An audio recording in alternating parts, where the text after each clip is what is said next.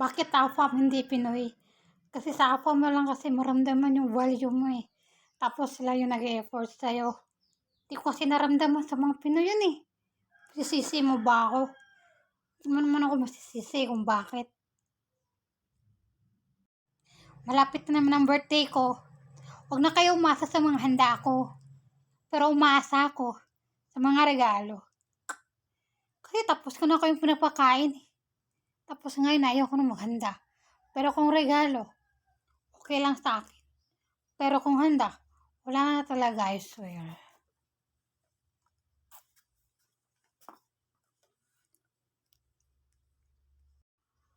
Pinakaayaw ko talaga sa isang lalaki. Yung maingay. Yung pinapaya ka sa maraming tao, pinakalagay yun sa lalaki. Tukod sa lalaki yung kalmado. Kung magagalit mo sa'yo, yung kayo lang dalawa. Pero yung papahiya ka niya, talagang yun ang pinaka ayaw na ayaw ko, yung maingay, pakaingay na bunganga ng lalaki.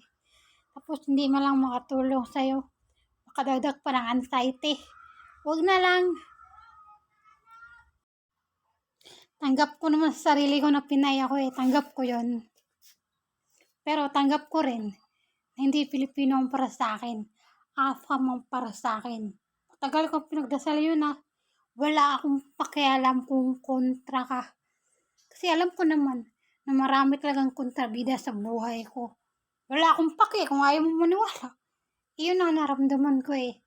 Kaya wala akong pakialam sa opinion mo. Intindihan mo, lalo na ikaw. Ikaw na ikaw. Pinay nga ako. Pero talagang tagalabas ang para sa akin.